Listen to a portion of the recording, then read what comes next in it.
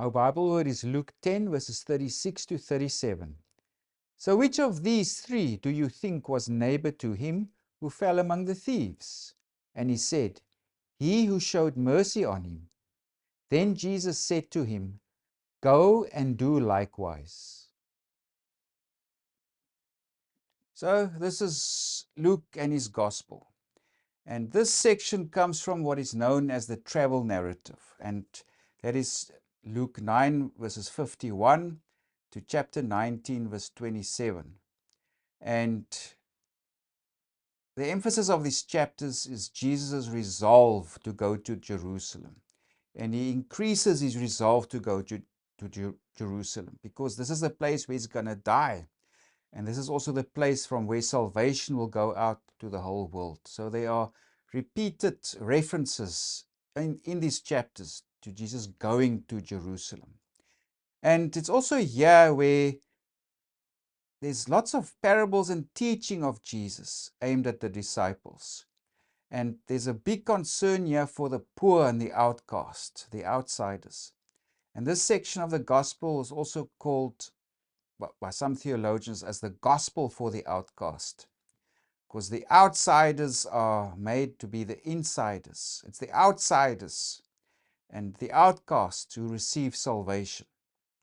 So this is the travel narrative, and part of the outcast or the outsiders are Samaritans, and they also belong to the people of God. And of course we are familiar with the parable of the Good Samaritan. If I can maybe give an equivalent of that, so it becomes more relevant to us and the shock effect it would have had back then. So it would go something like this.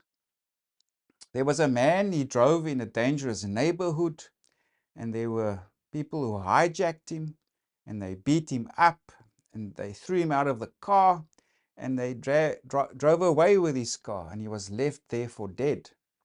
And the bishop drove by, but the bishop was late for his service. So, of course, he didn't want to miss the service. So he drove just past because he must go conduct the service. And then an apostle drove by, but he was also late for his service. And it was also a dangerous neighborhood, and he didn't want to stop there. So he said, no, I'm going to go on. I must go conduct service. And then a Muslim drove by, but the Muslim stopped there. He got out of his car in this dangerous place, and he helped the man into his car, and so he put himself at risk, and he drove him to hospital, and he again put himself at risk because he said, yeah, I give you 50,000 rand deposit, and whatever it costs to heal him or for him to recuperate, I will pay that back to you when I come back again. So that's the kind of shock effect. It's this outsider who shows compassion and mercy. So the people would have listened to this. They thought, a Samaritan? A Samaritan is the hero of the story? How can it be? And Jesus says, yes. I mean, the Samaritan is the one who showed the nature of God. He's the one who showed compassion and mercy. So this parable is also about doing, because there are two questions that are posed by this lawyer. A lawyer came to Jesus, an expert in the law. So if we go to the first question, in verse 25, he asks, Teacher, what shall I do to inherit eternal life?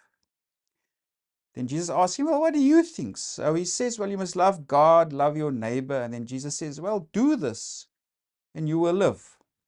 So the emphasis on doing. So the first question is, what must I do? That's in verses 25. And then Jesus responds also, you must do this. That's in verses 25, 28, and 37. So it's about doing. What must I do to inherit eternal life? But then now the lawyer comes with a second question. Who must I show love? How far does this extend? So if we go to verses 29, and who is my neighbor, he asks. I must love my neighbor, but who's my neighbor? How far must my love extend? Because there are many foreigners and Gentiles, etc., that live on the land, and we're under Roman occupation. So it's, who must we show love?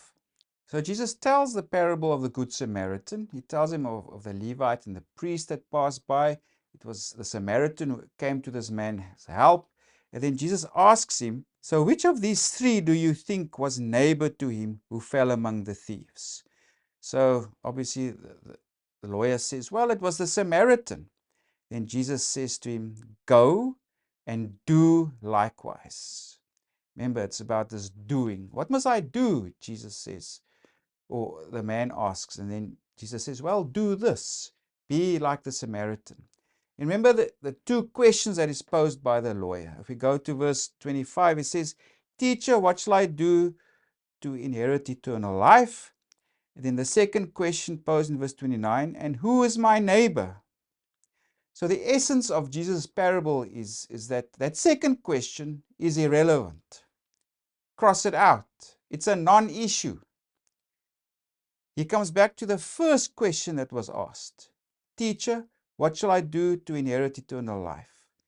And then it is, well, show the love and compassion that the Samaritan showed, because he embodies the love and mercy of God. This is what you must do. Who your neighbor is a non-issue.